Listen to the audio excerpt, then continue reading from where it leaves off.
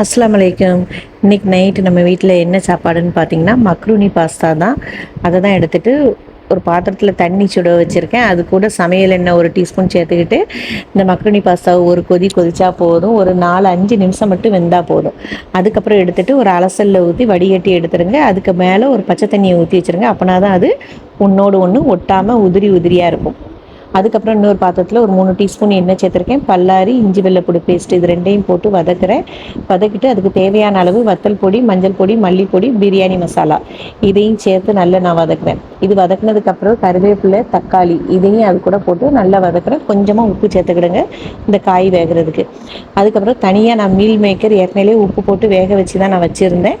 அதையும் இது கூட ஒன்றா சேர்த்துட்டு இந்த மசாலா பிடிக்கிறதுக்காண்டி கிண்டி கொஞ்சமாக தேவையான அளவு தண்ணியும் ஊற்றி கொதிக்க விடுதேன். இது ஒரு 10 நிமிஷம் தான் கொதிக்குது.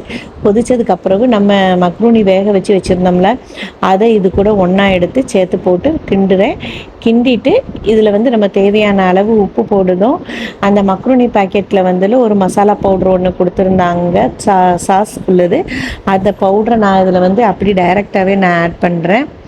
இல்லைன்னா அதில் வெந்நீரில் கொதிக்க வச்சுட்டு அதை லிக்யூடு மாதிரி ஆட் பண்ணணுமா, ஆனால் நான் இப்படி தான் ஆட் பண்ணியிருக்கேன். இதை ஆட் பண்ணிவிட்டு இப்போ ரெடி ஆகிடுச்சு. இறக்குற சமயத்தில் ஸ்டவ் ஆஃப் பண்ணுற சமயத்தில் மல்லியல் போட்டு இறக்கிடுங்க. இறக்கிட்டு அதுக்கப்புறம் நல்லா கிண்டி கிளறி கொடுத்துட்டு நம்ம இனி பிளேட்டில் சாப்பிட்றதுக்கு நம்ம எடுத்துக்கிடலாம். இது கூட சாஸ் வச்சு சாப்பிட்டுக்கலாம். நான் டொமேட்டோ சாஸ் தான் இருந்தது, அதை தான் இதுக்கு மேலே ஒன்றா ஊற்றிக்கிடுதேன்.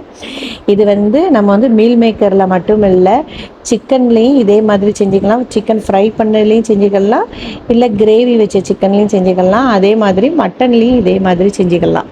இல்லை இன்னும் இது கூட காய் நிறையா போட்டனாலும் செஞ்சுக்கலாம். கேரட்டு, பீன்ஸு, முட்டைக்கோஸ், நம்ம மேகி நூடுல்ஸ் எப்படி கிண்டுறோமோ அதே மாதிரி இதுலேயும் நம்ம கிண்டி நம்ம செஞ்சுக்கலாம். இதில் என்னடானா மக்ரூனி நம்ம ஃபஸ்ட்டே நம்ம வேக வச்சு நம்ம எடுத்துக்கிடணும் அந்த பாஸ்தாவில். இன்றைக்கி எங்கள் வீட்டோட நைட்டு டின்னர் இப்படி தான் முடிஞ்சுது. இதே மாதிரி நீங்களும் ஒரு தடவை ட்ரை பண்ணி பாருங்கள். வீடியோ பிடிச்சிருந்ததுன்னா சப்ஸ்கிரைப் பண்ணுங்கள். வலைக்கும் சலாம்.